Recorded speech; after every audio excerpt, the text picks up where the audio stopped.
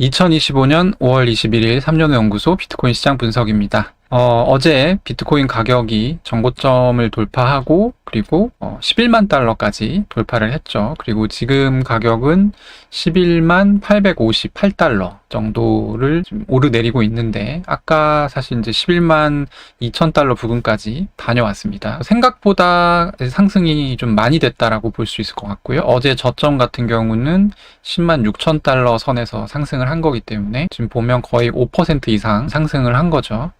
분위기 자체가 상당히 좋은 것 같아요. 그래서 여러 가지 이제 이유가 있는데 그런 부분들을 좀 짚어드리도록 하겠습니다. 우선 이제 그전 방송에서 제가 얘기했었던 거, 채권 발작이 지금 나올 가능성이 굉장히 높아 보인다. 미국 장기채 수익률이 10년물은 4.5%를 훌쩍 넘었고 20년물, 30년물은 5% 선을 상당히 높게 넘어서 유지가 되고 있는 상황인데, 이런 경우에 이제 채권 발작이라고 해서 채권 변동성이 굉장히 커지는 거죠. 보통 채권 발작이 일어나면 주식도 변동성이 커집니다. 그래서 이제 발작이라는 표현을 쓰는 건데, 어제 이제 비트코인이 상승할 때 채권 발작이 있었습니다. 이 지금 장표 보시면 이 파란색 실선은 나스닥 100의 흐름이고요. 그리고 이 주황색 선은 비트코인 가격의 흐름이고요. 이 노란색 선은 금, 골드의 흐름입니다. 보시면 10시 반에 개장을 하고 셋 다 조금씩 올랐어요. 그러다가 이제 비트코인이 치고 올라가기 시작하죠. 그래서 10만 9천 달러. 그러니까 사실 이때 전고점은 넘었어요.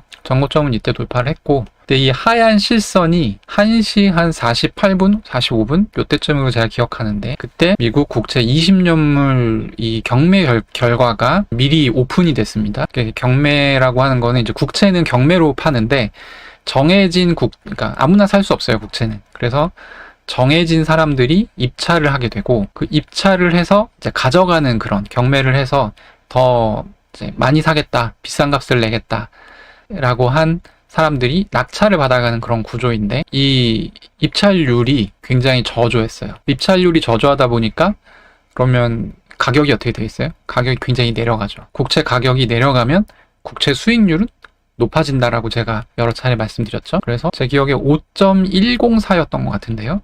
5.1%에서 낙찰이 됐습니다. 20년물이. 근데 이게 거의 몇 년 만에 굉장히 높은 수치이기 때문에 사실 바로 시장이 반응을 했어요. 그래서 보시면 이 파란색 선과 주황색 선, 비트코인이 이렇게 폭포수처럼 이렇게 막 떨어졌죠. 골드는 오히려 얘네가 떨어지니까 오르는 걸 확인하실 수 있죠. 골드는 안전자산이기 때문에 국채가 이렇게 꼬라박으니까 골드는 상대적으로 가치가 높아지는 거죠. 그래서 이렇게 지지부진 횡보를 하다가 한 새벽 3시 반 정도부터 비트코인이 아웃퍼폼하기 시작합니다. 나스닥은 이때부터 계속 떨어지고요. 오히려 비트코인은 10만 7천 달러를 기점으로 해서 이렇게 올라가기 시작하죠. 그래서 새벽 5시에 그대로 마감을 했어요. 그리고 비트코인 가격은 그 뒤로 더 상승세를 좀 이어가는 그런 모습이고요. 골드도 뭐 가만히 있진 않았죠. 이때 약간 조정이 있긴 했지만 바로 그리고 이제 기울기는 좀 얕았지만 어쨌든 계속 상승을 했고, 지금 골드 가격 보면 골드 가격은 이 이후에 좀 빠졌나 보네요. 이 뒤에 이제 시간이 있는데 이게 오전 10시까지의 장표이고, 그래서 어쨌든 4월에 있었던 그 트리플 약세 때 발동됐던 비트코인의 디지털 금모드와 굉장히 유사한 모습입니다. 그때도 이 채권 가격 폭락과 채권 발작이 주요 이유였었고, 사실 트리플 약세라고는 하지만 채권이 굉장히 깊은 연관성을 가지고 있고, 그리고 사실 이 채권 발작이 일어나니까 주가가 나스닥 같은 경우는 바로 한 1.5%까지 그냥 쑥 빠져버렸죠. 그리고 이제 셀 아메리카라고 오늘 또 벌써 썸네일 뽑은 유튜버들이 있던데, 셀 아메리카까지 갈지는 모르겠지만 여기서 이제 환율이 떨어지게 되면, 달러 가치가 떨어지게 되면 그게 이제 셀 아메리카인 거거든요. 그러니까 팔아서 그걸 미국 밖으로 뺀다는 거니까. 제 생각에는 이 채권 발작이 왜 일어났는지를 좀 아는 게 필요해요. 그래서 제가 그저께 방송에서 이제 설명을 드렸죠. 채권 발작이 일어나게 된 계기가, 나라에 국고에 돈이 없는데 트럼프가 굉장히 큰 감세를 하려고 한다. 그리고 감세 법안이 지금 통과가 됐어요, 오늘. 그래서 감세를 하려고 한다. 이런 부분에 대해서 채권 투자를 하는 사람들이 빡이 쳤다. 채권 자경단이라고 해서 채권 투자자들은 빡치면 던지거든요. 그래서 좀 무서운데, 어쨌든 그래서 이 일이 벌어졌고, 그러니까 경향적으로 이 일은 금방 끝날 일이 아니라는 거예요. 트럼프는 이 감세를 반드시 해야 돼요. 왜냐면 공약이고 지금까지 감세가 되어 있었던 거예요. 자기가 2017년에 첫 번째 임기를 시작하면서 행정명령으로 감세를 계속 해오던 건데 그 감세의 일몰 기한, 그러니까 행정명령 감세를 언제까지 해주기로 했는데 그 일몰 기한이 아마 올해까지로 제가 알고 있어요. 그러니까 올해가 지나면 다시 증세가 되는 꼴이에요. 그러니까 세금을 더 걷겠다고 하는 꼴이 돼버린단 말이에요. 그러면 트럼프가 인기가 없어질 거잖아요. 그래서 사실은 감세가 반드시 필요한 그런 상황이라고 볼 수 있습니다. 그래서 트럼프 입장에선 이걸 포기하기가 어렵고 아마 7월 6일 정도가 지금 타임라인으로 잡혀 있는데 상원에서 이제 투표를 해서 통과시키려고 하겠죠. 근데 그때까지도 계속 이런 어떤 채권 발장 모드는 이어질 수밖에 없어요. 왜냐하면 본질적으로 이 문제가 해결이 안 되니까. 이걸 해결하기 위해서는 제가 예전에 얘기했었던 SLR을 풀어준다든지 아니면은 스테이블 코인을 법안을 빨리 만들어서 스테이블 코인 쪽으로 국채 수요가 확 몰리게끔 한다든지 그래서 국채 시장이 안정돼야 사실은 이 채권 발작이 좀 줄어들 수가 있고 저희 입장에서는 어쨌든 채권이 이렇게 좀 약세를 보이면 좋죠. 지금 이거 확인됐잖아. 채권 발작 일어나면 비트코인으로 돈이 몰리네? 그리고 이제 이 모든 것들을 어제 밤에 사람들이 다 봤거든요. 앞으로도 이 비슷한 상황이 발생하게 되면 다 비트코인 살 거란 말이에요. 금은 이제 직접 투자가 어려우니까 비트코인 쪽으로 이제 많이 몰리겠죠. 저희 방송 매일 들으시면 이 정도는 제가 말하지 않아도 충분히 유추하실 수 있는 그런 내용이라 생각하고요. 올해 하반기에 이제 비트코인에 영향 줄 만한 사건들을 좀 추려봤어요. 그래서 일단 연준의 금리 인하가 있고 연방정부 비트코인 준비금 이거 뭐 물 건너갔다 라고 생각들 많이 하시는데 제 생각은 조금 다릅니다. 주정부 비트코인 준비금, 스테이블 코인 활성화, 미국 관세 협상, 연준 SLR 규제 완화, 알트코인 현물 ETF 승인. 그래서 이제 일단 연준 금리 인하 같은 경우는 다들 아시겠지만 금리 인하를 하면 비트코인한테는 호재죠. 제 생각에는 저는 1회나 0회가 굉장히 유력하다고 생각해요. 그러니까 금리는 안 할 수 있다라고 보는데 그게 이제 요거랑 붙어 있어요. 관세 협상이랑. 지금 관세 협상이 어찌됐건 마무리가 안 되면 연준에서는 우리는 데이터를 그냥 지켜보겠다. 고용이 부서지기 전까지 그렇게 얘기를 하고 있고 제가 보기에 고용이 단기간 내에 부서질 것 같지 않거든요. 솔직히 저는 미국 관세 관련한 마찰이 계속될 것 같다. 미국 관세 협상이 개선되지 않을 걸로 봅니다. 올해 내에 뚜렷하게. 그러니까 중국이랑 90일 유예했는데 90일 유예 이후에 그게 계속 유예될 것 같지도 않아요. 나중에 좀 봐야 되겠지만 어쨌든 관세 관련한 마찰이 계속될 것 같다. 그래서 연준의 금리 인하는 저는 안 한다 쪽으로 보고 있는데 하더라도 1회, 아주 많아도 2회 정도 할 것 같습니다. 요거가 우리가 좀 주목해야 되는 사건들 첫 번째고요. 두 번째는 연방정부 비트코인 준비금인데 저는 이걸 어떻게 풀 것 같냐면 이건 뭐 트럼프가 이미 얘기를 했잖아요. 우리가 세금 걷어서는 비트코인 절대 안 사겠다. 그럼 세금 말고 뭘로 살 수 있어요? 비트코인을 받는 조건으로 첫 번째로는 채권을 팔 수 있습니다. 미국 단기채가 되겠죠? 단기채를 비트코인 받고 파는 거예요. 그러면 그게 가능하냐고 물으시는 분들이 있는데 안 될 게 없어요. 그냥 하면 되지. 그냥 우리가 받을게. 채권으로 받을게. 그러면 받는 거죠. 그럼 이제 그렇게 비트코인을 받아서 이제 그걸 준비금에 넣겠죠. 저는 조금 더 세련된 형태로 베센트가 그 취임 초기에 국부 펀드를 우리가 돌릴 생각이다라는 얘기를 한 적이 있거든요. 이 국부 펀드가 사실 저는 두 가지 요소로 만들어질 것 같아요. 첫 번째 요소는 우크라이나에서 얼마 전에 삥 뜯어가지고 자원 결국에 이제 협상했죠. 가져오기로. 거기서 나오는 자원 관련한 수익. 이게 국부 펀드의 종잣돈이 될 거고 또 하나는 채권 팔아가지고 비트코인 받은 거 그걸 국부 펀드에 넣지 않을까 그런 정도로 생각을 하고 있습니다. 지금 당장 베센트 워낙 바쁘고 이거는 후순위겠죠. 그래서 올해 안에 이게 안 나올 수도 있어요. 이건 내년까지도 좀 봐야 되는 그런 내용이라고 저는 생각합니다. 그 다음이 이제 주정부 비트코인 준비금인데 오늘 아침에 텍사스주 하원에서 이제 통과가 됐어요. 준비금 법안이. 그래서 이제 좀 있으면 아마 무난하게 지금 나오는 얘기로는 주지사 사인해서 돌아갈 거라고 생각하는데 요 전에 제가 정확하게 기억 안 나는데 주 하나가 근데 좀 존재감 없는 주에서 비트코인 준비금이 통과가 됐었습니다. 그래서 지금 이제 준비금을 기대해 볼 수 있는 주는 개 중에 이제 2개 정도인데 준비금을 주지사가 사인을 하면 법안이 발효가 되고요. 그 사인한 시점으로부터 보통 90일 후에 발효가 됩니다. 그래서 지금으로부터 90일 후면 빠르면 10월 그 정도겠죠. 4분기 늦으면 12월 정도가 되면 이게 또 하나의 이제 비트코인 매수처로서 기능할 수 있게 될 거다.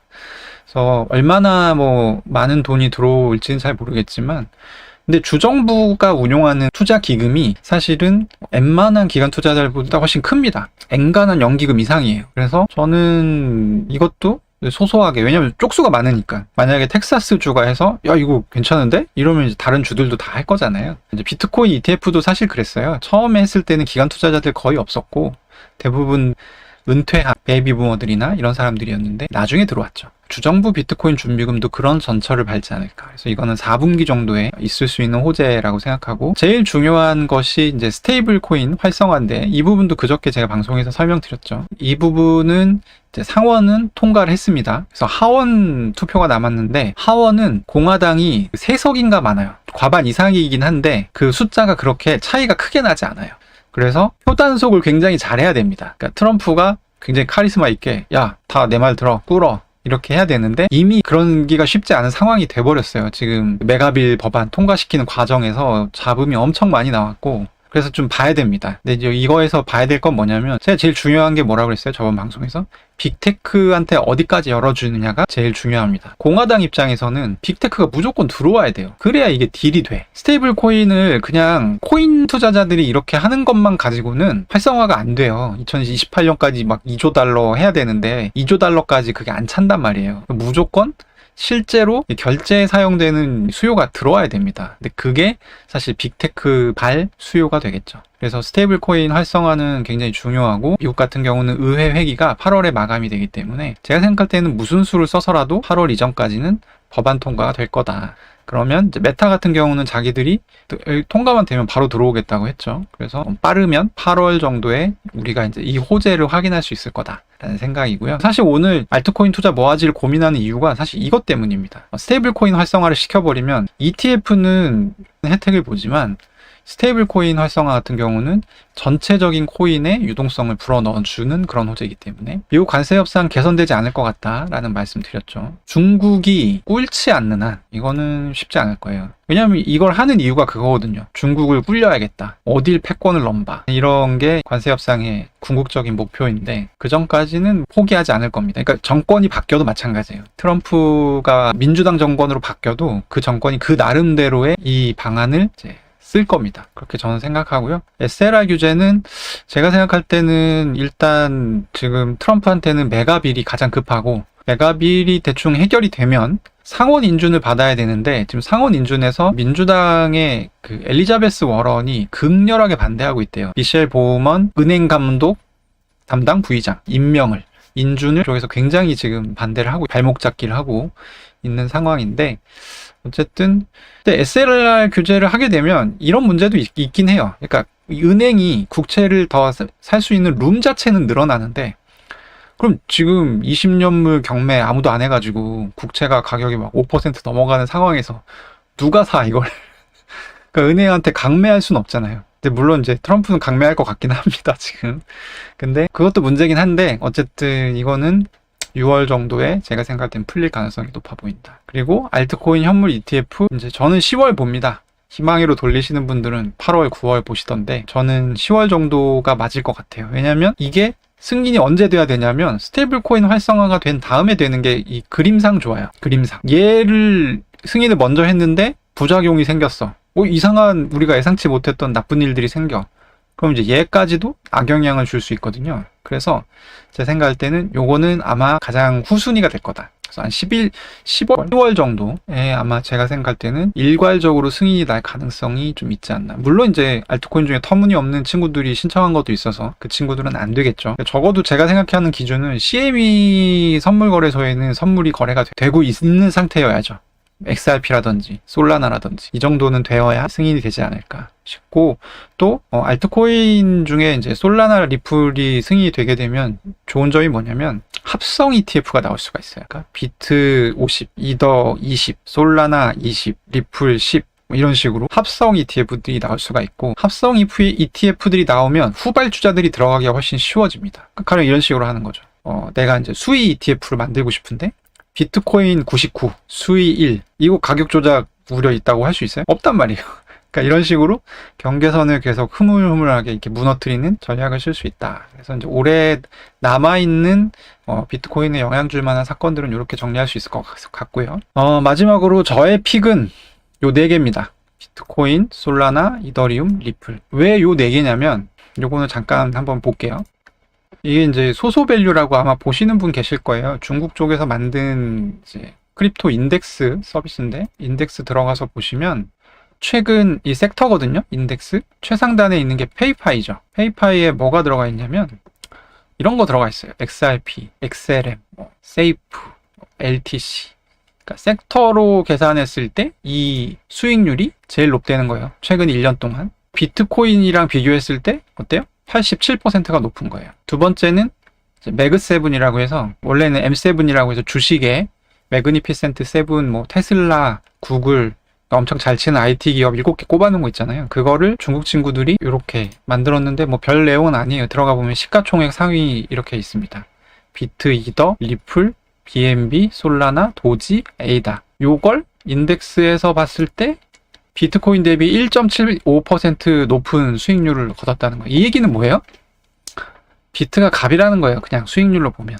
이 섹터의 사고로 보면 어떤 특정 섹터가 비트 이상 가는 게 잘 없다. 물론 이제 민코인 중에 잘 가는 거는 훨씬 잘 갔지. 근데 민코인 중에 못 간 것들이 또 있잖아요. 비트가 최고의 선택이다 라는 것이 저의 생각이고, 비트 같은 경우는 사실 잠깐 볼게요. 지금 올해 초부터 현재까지 수익률이 19.15%고요. 아까 제가 뭐라 했죠? 이더리움 같은 경우는 마이너스 20%라고 했죠. 올해 초부터 지금까지. 최근 1년 같은 경우는 58.95%예요. 수익률이.